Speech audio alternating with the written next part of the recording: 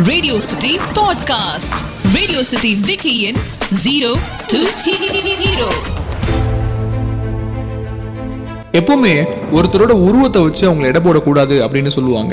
அவங்க வாழ்க்கையில அவங்க லட்சியத்தின் மீதும் குறிக்கோள் மீதும் எந்த அளவுக்கு ஆர்வமா இருக்காங்கன்றத பாருங்க, அது மட்டும்தான் அவங்கள உயர கொண்டு போகும் அப்படின்னு ஒரு வரி இருக்கு. அதுக்கு சான்றா இருக்கக்கூடிய ஒருத்தரை பத்தி தான் இன்னைக்கு நம்ம பேச போறோம். ஒரு காலகட்டத்தில் உலக பணக்காரர்களோட பட்டியல் எடுத்து பார்க்கும்போது அதுல முக்காவாசி பேர் அமெரிக்காவை சேர்ந்தவங்க தான் இருந்தாங்க. அதே மாதிரி இன்னைக்கு இருக்கக்கூடிய பெரிய பெரிய நிறுவனங்களை உருவாக்குனவங்க கூட அமெரிக்காவை சேர்ந்தவங்களா தான் இருக்காங்க. ஆனா இது எல்லாத்தையும் பிரேக் பண்ணி சைனாவை மிகப்பெரிய ஒரு வளர்ச்சி பாதைக்கு கொண்டு போய் ஒரு பெரிய பிரேக் த்ரூ கொடுத்தது திரு ஜாக்மா அவர்கள், Alibaba.com உடைய CEO மற்றும் ஃபவுண்டர். அவரை பத்தி தான் இந்த பாட்காஸ்ட்ல நாம பேச போறோம். திரு ஜாக்மா அவர்கள் 1964ஆம் ஆண்டு ஹாங்சவ் அப்படின்ற ஒரு நகரத்துல சைனால பிறக்கிறாரு. இவருடைய நகரத்துல பெருசா கம்யூனிகேஷனே கிடையாது. அதனால இவங்க நகரத்துல இருக்கக்கூடிய மக்களுக்கு டெக்னாலஜி அப்படின்னா என்னன்னே தெரியாம இருந்துச்சு.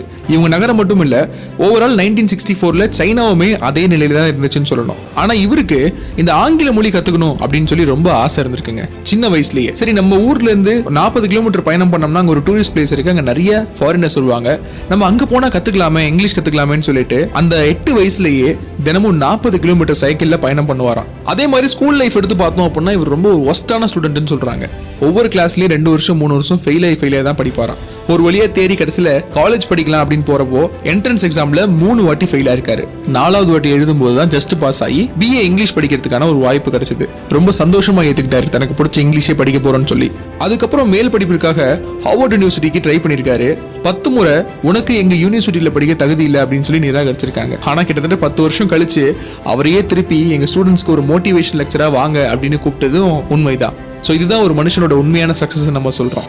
இவரு படிச்சு முடிச்ச பின்பு கிட்டத்தட்ட 30 வேலைக்கு ட்ரை பண்றாரு. எதுலையுமே இவரால் செலக்ட் ஆக முடியல. கடைசியா சரி KFCல போய் சர்வர் வேலையாவது பார்ப்போம் அப்படின்னு சொல்லி அந்த இன்டர்வியூக்கு போறாரு.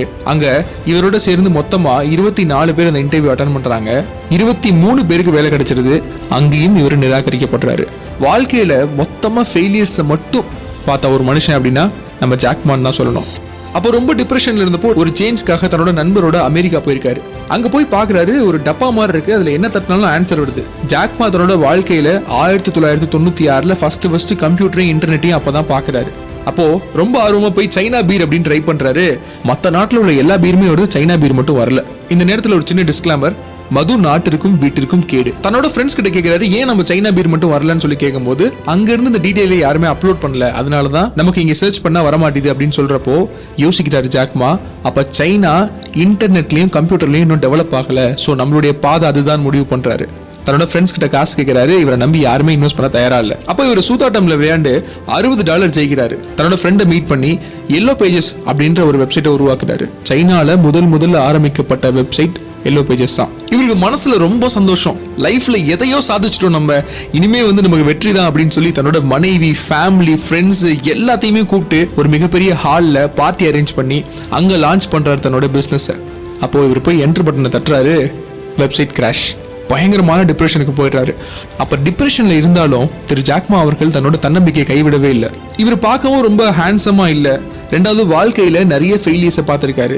இவர் கூட எப்படி நீங்க வாழ்றீங்க அப்படின்னு சொல்லி அவரோட மனைவி கிட்ட கேட்டப்போ அவங்க என்ன திரும்ப சொல்லியிருக்காங்க, நீங்க சொல்றது உண்மைதான், இவர் நிறைய தோல்விகளை சந்திச்சிருக்காரு. ஆனா ஒரு தோல்வியில கூட இவர் தன்னம்பிக்கை இழந்து நான் பார்த்தது இல்ல. ஒவ்வொரு தோல்வியிலையும் மீண்டு எழுந்துட்டே இருக்காரு. அந்த குணம் பிடிச்சதுனாலதான் இவர் கூட நான் வாழ்றேன் அப்படின்னு சொல்லியிருக்காங்க. அதுக்கு சான்றா திரு ஜாக்மா அவர்கள் மறுபடியும் யோசிச்சு, சரி ஓகே, நம்ம கோடிங் பண்ணதுல தப்பு, ஏன்னா நம்ம கோடிங் பண்ண தெரியாது, செக்கும் பண்ண தெரியாது அப்படின்னு சொல்லி அவர் இங்கிலீஷ் படிச்சார்ல ஒரு காலேஜ்ல. அப்போ அவருக்கு ஜூனியரா இருந்த கிட்டத்தட்ட ஒரு 17 பேரை கூப்பிடுறாரு ஸ்டூடெண்ட்ஸை. இரவும் பகலுமா தன்னோட வீடையே ஆஃபீஸ் மாதிரி செட்டப் பண்ணி ரொம்ப கஷ்டப்பட்டு அகைன் ஒரு கம்பெனியை உருவாக்குறாரு. எங்க கம்பெனியோட வெப்சைட் மூலியமா நீங்க யார் வேணா ப்ரமோட் பண்ணிக்கலாம் அப்படின்னு சொல்லி ஒரு அனௌன்ஸ்மெண்ட் கொடுக்குறாங்க. அந்த அனௌன்ஸ்மெண்ட்டை கொடுத்து 3 மணி நேரத்துல அவருக்கு 2 மெயில் வருது, எங்க கம்பெனியை ப்ரமோட் பண்ணணும்னு சொல்லி. யோசிச்சு பாருங்களேன் இப்ப ஜாக்மாவோட நிலைமைய.